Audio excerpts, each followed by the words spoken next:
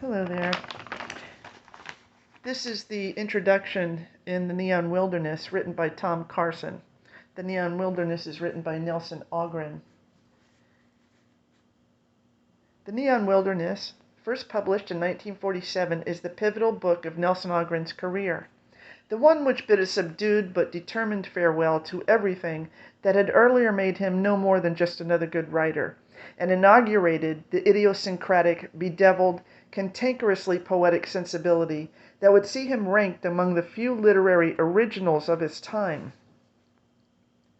With The Neon Wilderness, Algren turned into one of the few American writers, increasingly uncommon since Dreiser, in whom compassion for the dispossessed does not involve a sort of mental portage to reach them.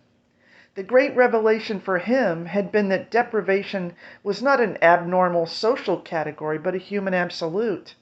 And the pressure in Neon Wilderness comes from a writer trying to measure up to the people he's writing about. He had begun as a Depression novelist, albeit one whose conventionally patterned outrage at social injustice felt more like a fence around his material than a key to its meaning. Traces of the attitude can be found in some of the earlier pieces in this collection. But while a novel can be written to back up a thesis, the short story is more resistant to that. Its equivalent tendency is toward parable, a harder version of the truth, poetic and ineluctable rather than sociological and circumstantial. So even A Bottle of Milk for Mother, included here, is in some ways more resonant than the novel Never Come Morning, Algren's second, for which it provided the seed. In this version, he doesn't have to explain the interlock of events leading up to Lefty Bychek's arrest for the most useless imaginable homicide, much less stage manage them into spelling out any acceptable sort of message, either of pity or condemnation. He can simply present Bychek in all his terrified terribleness as a random window on humanity. There's an implicit condescension in most fiction about the lower depths, starting with that term for them. The writer's typical rejection of artfulness, of all literary lilt and sensuality, however manfully meant as an indictment, ends up slipping you the hint that beauty and grace are qualities somehow beyond the class of people in question. Not so for Algren, once he'd found himself.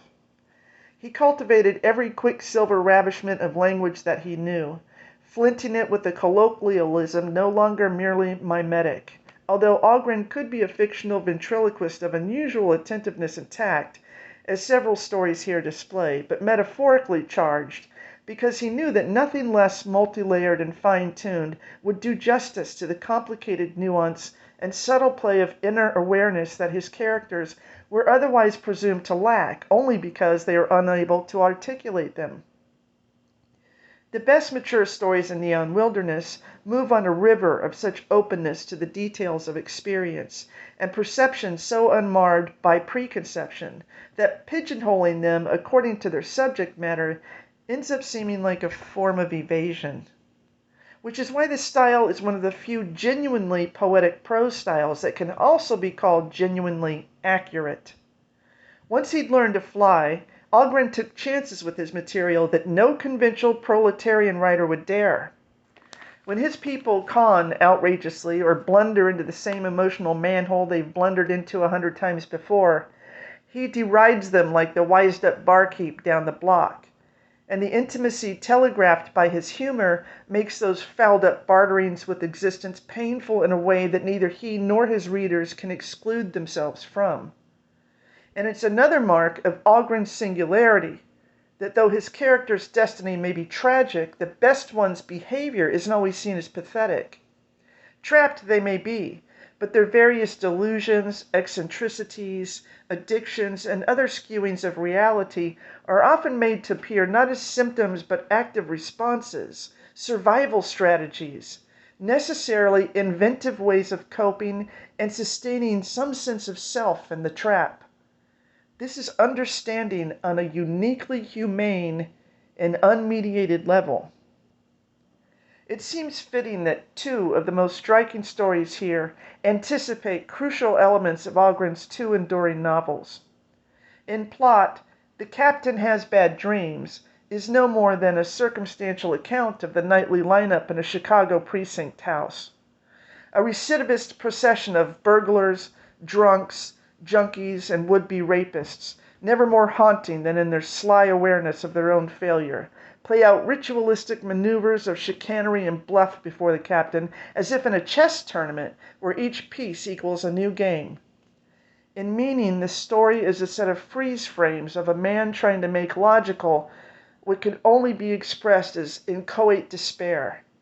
The tension between the captain's struggle to deny that he is as much a part of the wreckage as the debris before him, and his yearning to give in like them to a nihilism that seems less compromised than his own existence, has made him near to mad. It's Dostoevsky shorn of metaphysics, and all the more monstrous for being mundane. And the captain will reappear in The Man with the Golden Arm, the book acknowledged as Algrens' idiosyncratic masterpiece, obsessed by then by a furtive lust to write his own name on the list of the guilty, even as he stalks the junkie Frankie machine. Meanwhile, A Walk on the Wild Side, a masterpiece so idiosyncratic that it's never been properly acknowledged at all, is foreshadowed in The Face on the Barroom Floor. The story's railroad shorty, like the novel's legless Schmidt, is an ex-fighter who's been cut in half by a train and now wheels himself around on a leather-strapped, handmade platform. Under either name, he's a great creation, a cripple that you can't feel sorry for. His massive self-sufficiency commands only apprehensive respect. It's the most massively admirable quality he has, and yet it's what turned him into the monster that his deformity alone never could. A younger man, the novel's hero, Dove Linkhorn, in the story a bespectacled bartender nicknamed Fancy, as determined to break free of callousness as the cripple is of ever being seen as weak, challenges the latter's authority by attempting to sever his one human link, the hooker whose bed he shares, while refusing to do the same with her money. In the brutality that ensues, Fancy is beaten to a pulp, and the cripple loses his human connection anyway. He recoils, not in disgust, but in self-disgust, from the woman's delight in the reason for the beating. But none of them could have acted in any other way, at least not without relinquishing their struggle for an identity of their own, the only battlefield where the outcome is still open for them. Futile and awful it may be, but meaningless? No. But the claim for Neon Wilderness doesn't rest only on the preludes it offers to Algrens' subsequent work. Look, for instance, at the desperate, wondrously written Design for Departure. A rather ordinary young woman slips, less down than sideways, into hooking and addiction, dreamily, but her dreaminess long outlasts her hopes. Finally, she comes to see herself as the Virgin Mary, and her lover connection as Christ. But her insanity, instead of being characterized as pathetic, is merely witnessed. It's the thing that lets her go on living in an unbearable situation. Or else read, in Depend on Aunt Ellie, about another woman submitting to a scheming jailer's blackmail in order to regain her freedom after being unjustly sent to prison, and fatalistically accepting her lover's leaving her when he finds out about it. And notice how, in Algrens' telling, even anger ultimately gets assumed within a sense of all-abiding mystery. There is, in this book, a great deal of wonderful writing, and a number of people, places, feelings, and truths that you may never have met, seen, or known, but that you'll never be able to stop yourself from recognizing once the book is closed. Tom Carson, New York, June 1985.